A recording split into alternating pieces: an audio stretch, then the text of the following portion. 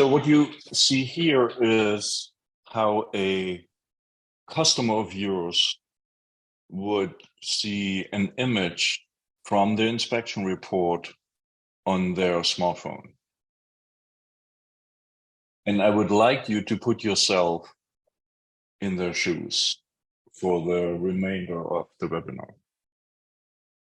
And let me tell you, the amount of people who look at inspection results on their smartphone is north of 70.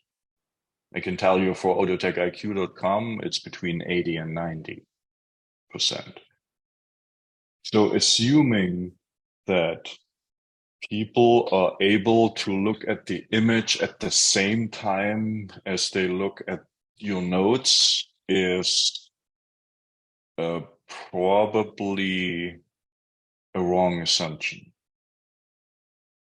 Or that they keep in mind what the notes are before they look at the image. What we are trying to accomplish is that, as the saying goes, pictures say more than 1,000 words, but they don't do that just by themselves. And you can see that here very clearly. So Uwe, the equivalent of the one on the left would be like a technician pointing to something and then turning around and walking off and letting the customer try and figure it out by themselves. And the one on the right is the technician pointing to it and saying what it is, what needs to be done, and reason why the customer should do it. So Correct. There's kind of a day and night difference. And, we're trying to recreate that experience of the customer actually looking at their car with the technician. There's one for you. So we're still in the shoes of a motorist who is, you tell me, 80 to 90% layman mentality. What do you do with a picture like this? Looks interesting. Doesn't give them much to go by, though, does it? So now we're talking. Right, a little bit of a red arrow and some text makes a whole difference. Here's the power of a green check mark. You don't even need the text. Mint conditions should also be reinforced, and using a green check mark speaks volumes, and it's so easy to accomplish.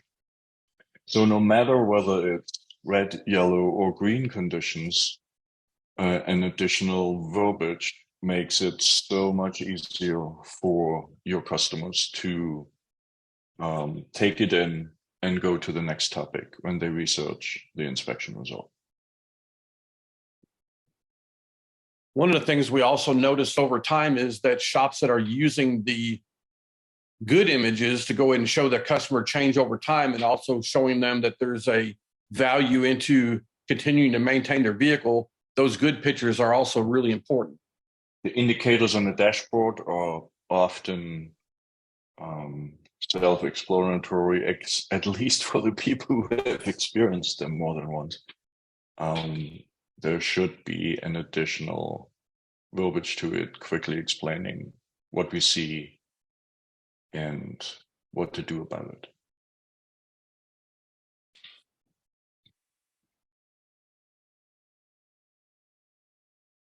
So we can go through many, many more examples, and I would like to invite you to do that for your own inspection results. I remember Bill and I doing a podcast where we had Brittany Schindler on, and she implemented something in her shop, which I was blown away about how impactful it is.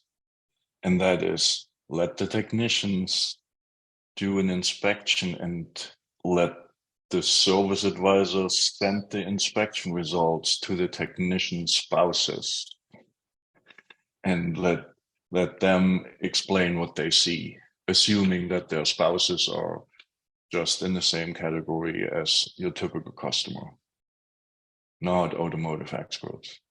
And the result was extremely positive. And so the key here is we know that people are going to be looking at these things on a small device like a cell phone for the most part. So that's why we're kind of learned over time that it's so critical to have the markup on the picture, because everything else is normally covered up when the photo is actually open on the device, no matter what inspection platform you're using.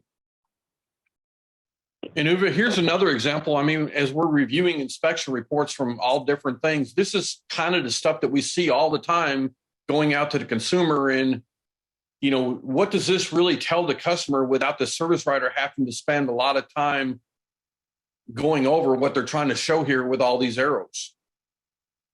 Yeah, I have to tell you, if I was looking at this as a motorist, I said, I don't know why the arrows are red. What's wrong with this?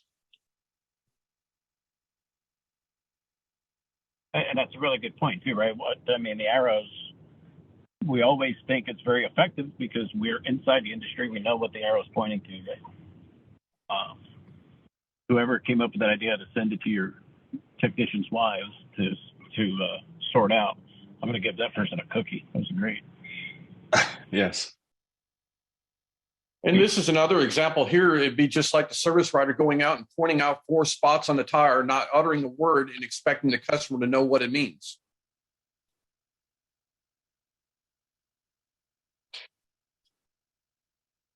And if anything, just take away to help your people to put themselves in your customer's shoes. I mean, that's eye-opening. Very eye-opening. Yep. And that's half the solution, if not more. So what if the 5 Ws are not done the best way would be a question.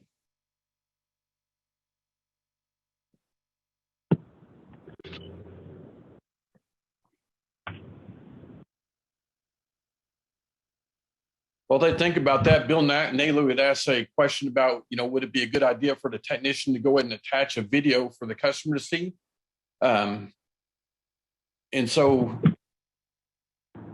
it's really got to be really, really short and to the point. Otherwise, it's nowhere near as effective. So when we talk about video, we talk about anything that's got a movement, a drip, a wiggle, or a noise that can be imprinted.